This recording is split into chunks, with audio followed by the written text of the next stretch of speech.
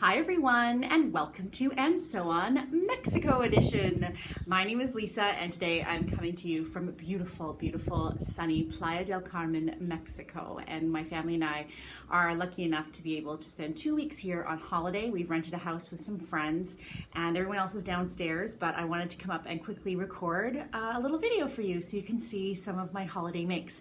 So I'm literally sitting on a little patio, and I'll try to take a video later so you can see my view, because I see lots of palm tree tops and other foliage. We are not near the water per se. We're probably about maybe a 10-minute walk from the water, but we do have a nice pool in our backyard. And honestly, after you've heard my trials and travails of this winter, and I think a lot of people in North America have been experiencing the same thing, it is kind of nice to go from minus 28 to positive 28 plus. And yeah, I'm really enjoying it. So I'm going to lots of yoga and going out for tacos, and we went out for pizza last night, just, you know, being on vacation, and it's pretty darn great. So I'm going to do a video later on in the trip that encompasses my whole holiday wardrobe, because most of my holiday wardrobe is me made, and I've incorporated a lot of mix that I made last year into this year's holiday wardrobe, and I'll actually link to where I did my holiday capsule last year.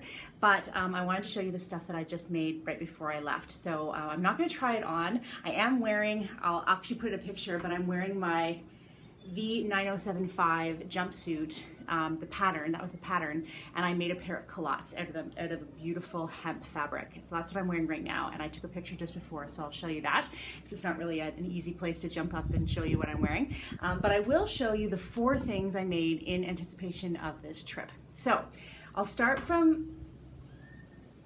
my least impressive one. Just get it out of the way. So I made this is the last thing I made. And it's just a flat front everyday skirt. I loosely used the Everyday Skirt by Liesl Gibson, and I'll link that below. But her skirt just it's just elastic all the way around. But I used the flat front tutorial, elastic waistband tutorial on Helen's Closets blog, and I used that for the pants I'm wearing right now, and it worked great. So if you ever want to have a flat front but still have elastic around the back, which is just so comfortable and easy, I would definitely recommend using that, and of course I will link it below. So I got this plum colored linen at actually at Tonic Living, which is a fabric store in Toronto that's mostly upholstery fabrics. And so this is an upholstery weight linen. And I got a bunch of linen offcuts, like remnants, to use for making bags. And then I saw that this purple worked so well with that, if you guys remember in my last video or a couple of videos ago, I'll link to it, where I got this vintage tablecloth, and I just thought it was the coolest thing ever. And then I realized, oh my gosh, this matches, and so I have to make it to go with. So I was thinking of doing shorts, because I just thought, okay, it's an oversized top, you want something smaller on the bottom, so maybe a pair of shorts. But I was really running out of time. This was like last minute, and so I thought, okay, well, a skirt is easier and quicker. It is easier and quicker, and I'll put in a picture, but it doesn't look good with the top because it is, just as I thought, bulky over bulky. And because this is a heavier linen, it really is bulky. But it's comfortable on its own, and I might keep it as is. More likely, I'm going to take it apart and I'm going to turn it into shorts now that I have more time, or I might even abandon the idea of shorts and make it into a top. But I do love this plum color, and so I want to use it for something. So next is that top that I made out of the vintage tablecloth, and it turned out so great. I'm so happy. I mean, it honestly turned out exactly how I wanted it to turn out. So here it is, and I'll put in some pictures of me wearing it for sure. I lined it with a bit of linen for the facing because I didn't have anything extra. And when I looked at this, so I did use the linen Caftan tutorial on Creativebug, and I'm going to link that below. They have a 14-day free trial, and I learned so many amazing things on Creativebug. I've been a member for years, like I can't even remember, maybe 5 years or something like that, on and off. So this tutorial, this came together so quickly, and essentially it's just measurements, and then they give you the neck facing, and I'll tell you what happened. So when I laid out the tablecloth, I had a vision that I wanted to maintain as much of the stitching as possible. And when Liesl gave you the measurements and how to figure out the measurement for you of how wide it should be and how long it should be, I realized that the length was perfect for a shirt And actually this is the hem that just came with the shirt. And all I had to do was cut off one row, essentially this row that continued here. I cut that off. That was my width, and I hemmed the sides as she tells you to do it, like in the order, sorry.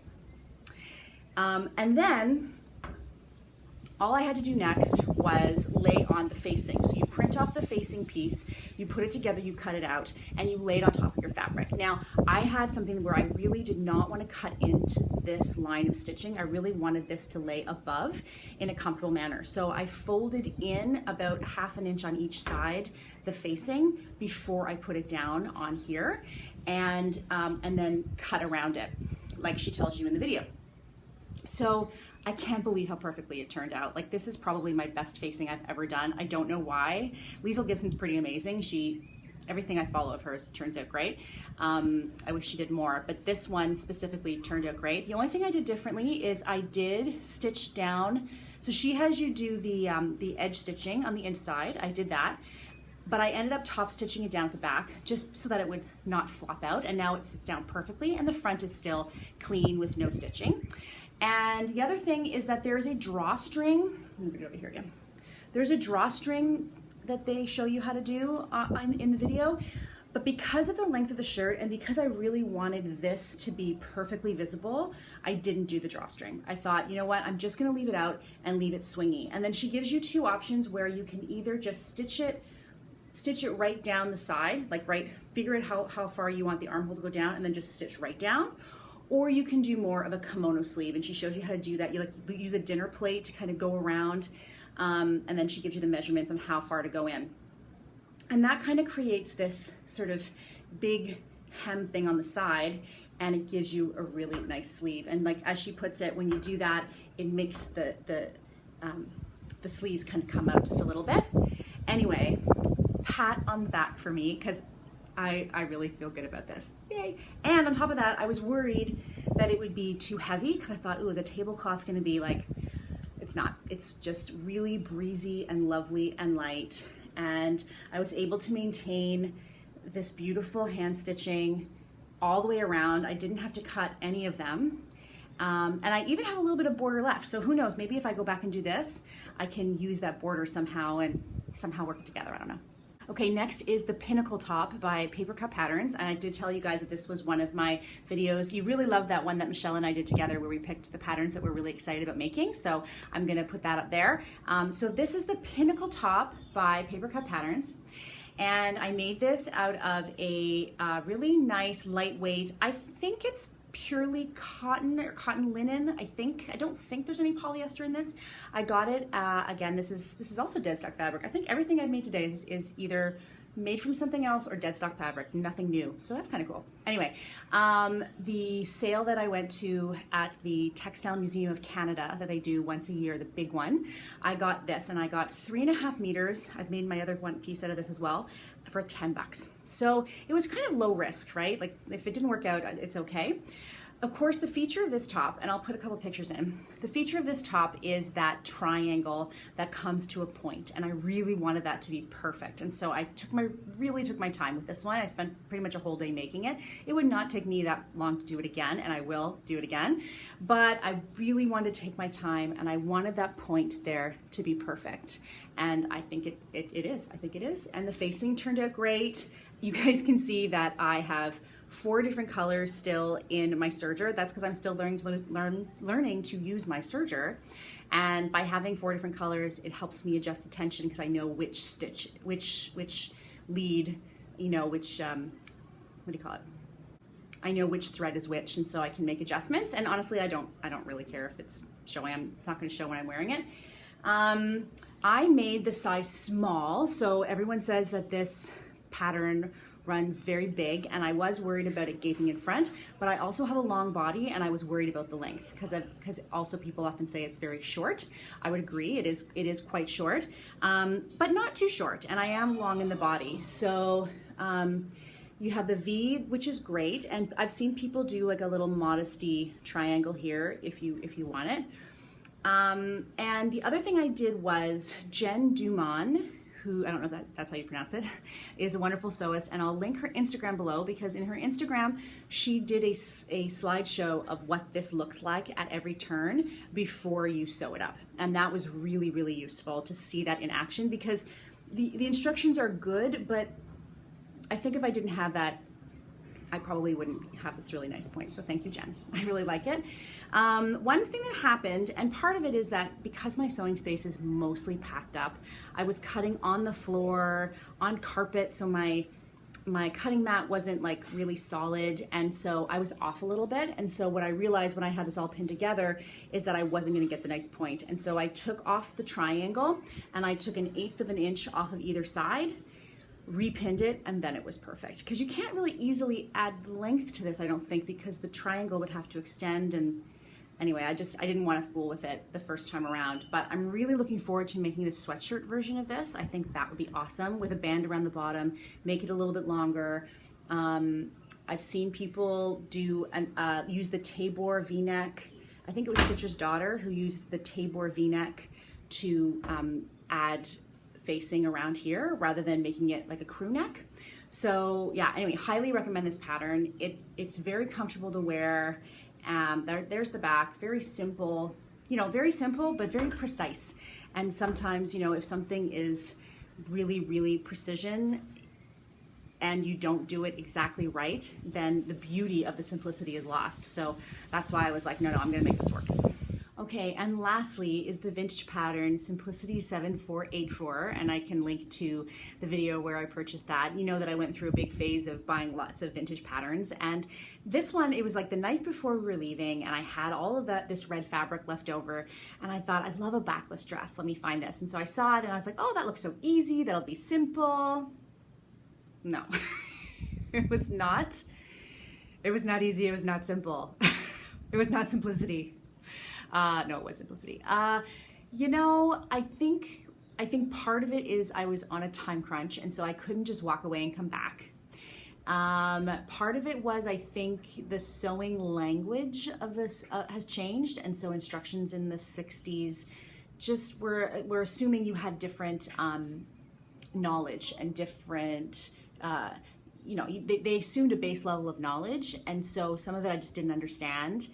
I can't even really point to what it was or why, but it kind of frustrated me. And another thing that I did wrong, well, I didn't do wrong, but there was no right side and wrong side of the fabric. And so, I should have marked each piece with a little sticky right side, wrong side, but I was so paranoid about putting the wrong pieces because I didn't have any more fabric to finish it.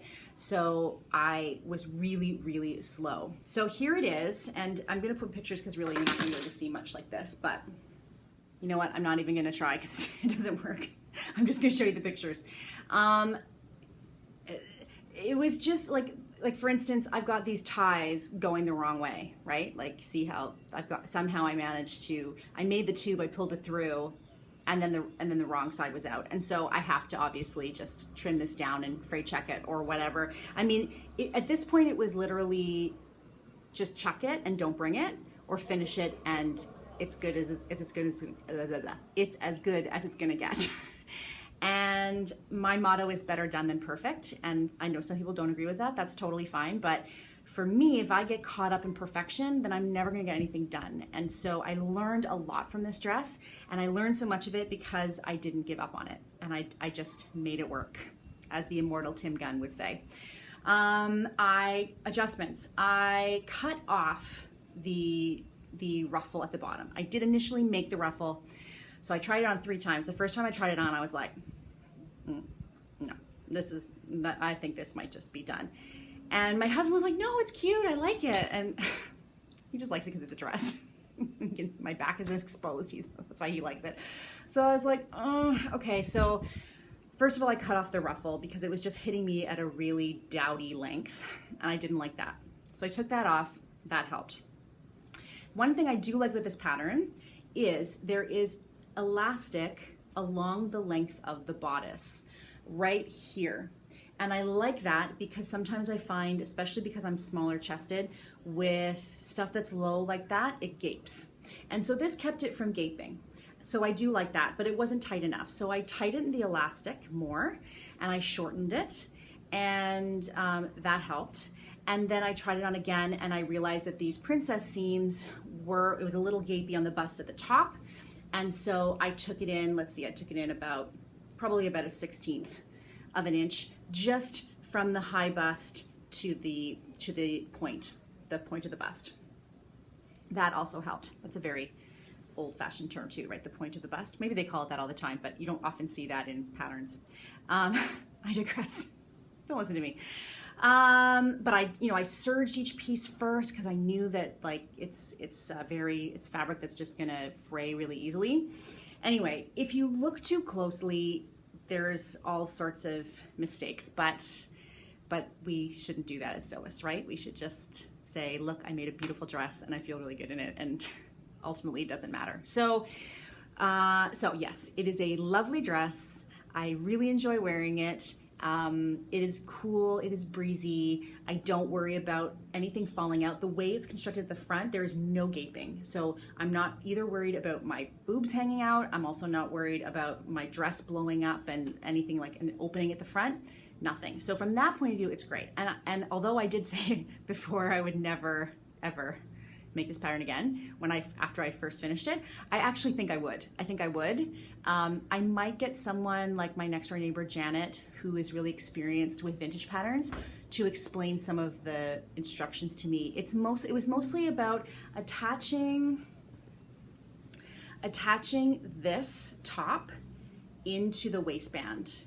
There was some way to attach it in before the facing was finished, but I didn't get it, and it was just too late in the day for me to figure it out. And so I literally just stitched it on. Like I just put it behind it and stitched it on. And again, I mean, oh gosh, I'm not supposed to do that. It's fine. It's fine and it's pretty and I like it. That's all. Anyway, that is my 4 makes that I did for this vacation. I brought a whole bunch more of my summer stuff on board, and I'm definitely going to do a video showing all my combinations as much as I can of my summer wardrobe. And it's so funny because when I'm in warm climates, I change 2 or 3 times a day. I just do, because I go to yoga in a pair of shorts and a t-shirt, and then I come home and I don't want to be in that anymore. So I change, and then we're going out later in the day and it's a little cooler, so I change again. And so I'm getting lots and lots of wear out of my wardrobe, which is awesome. If you guys enjoyed this video, please do give it a thumbs up. I really do appreciate it. And maybe let me know below which one is your favorite, because I would love to hear that as well. If you are new to the channel, please do subscribe. I have some great videos coming up. My next one is actually going to be all about some free patterns that I found, and everybody loves a free pattern. So please do subscribe. And if you are a viewer returning, thank you so much. I always love to see your comments. I love to know that you're here and you're watching. And I hope that wherever you are, it is as beautiful and sunny, at least on the inside, as it is here in Mexico. Bye-bye.